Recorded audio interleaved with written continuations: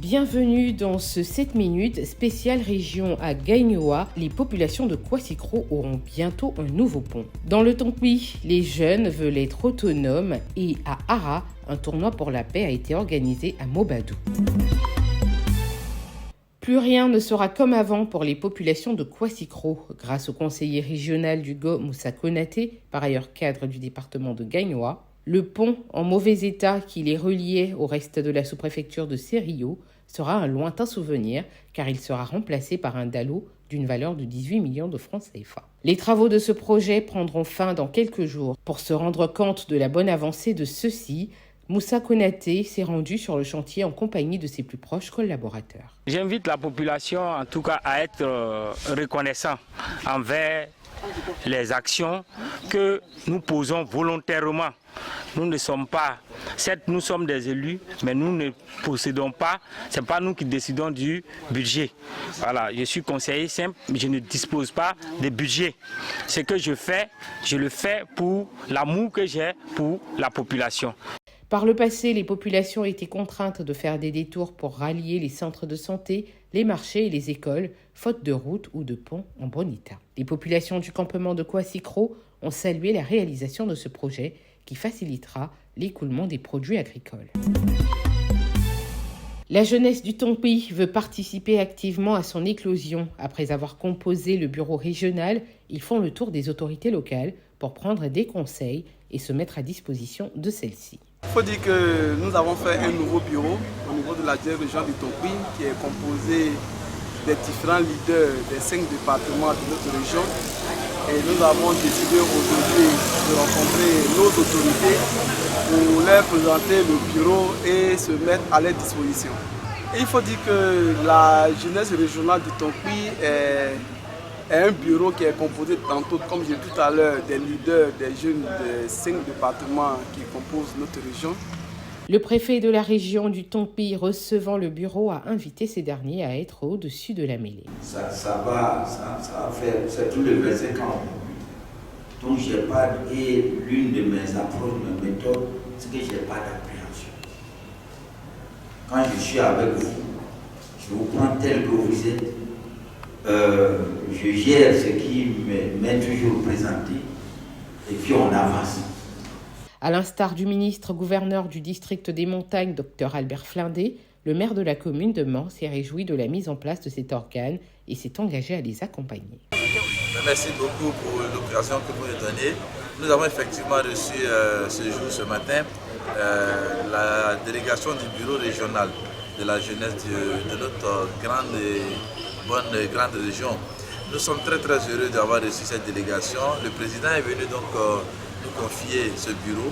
Nous sommes très heureux de les recevoir. Notons que cette organisation de la jeunesse régionale se veut le porte-voix et l'interface entre les jeunes et les autorités administratives, politiques, militaires et coutumières pour l'épanouissement, la participation des jeunes aux prises de décision et leur insertion professionnelle.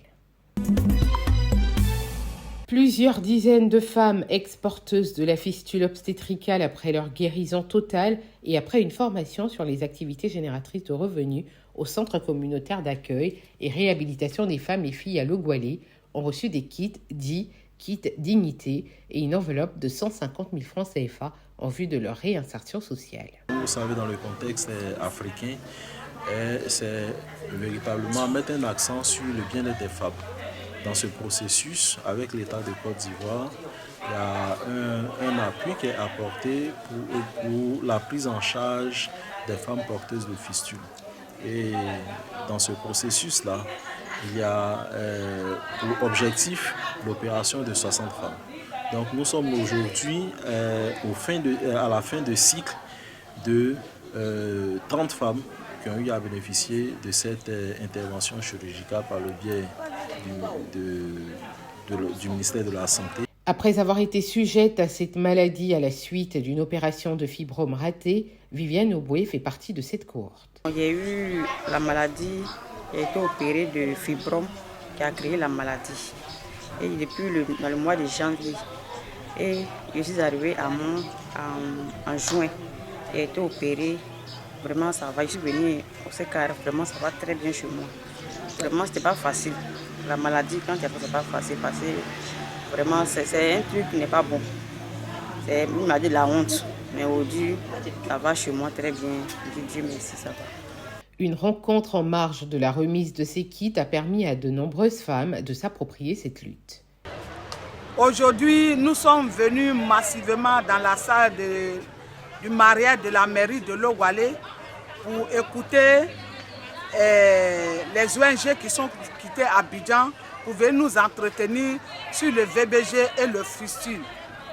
Vraiment, personnellement, moi j'ai apprécié parce que tous les thèmes qu'ils ont abordés aujourd'hui, on en a besoin.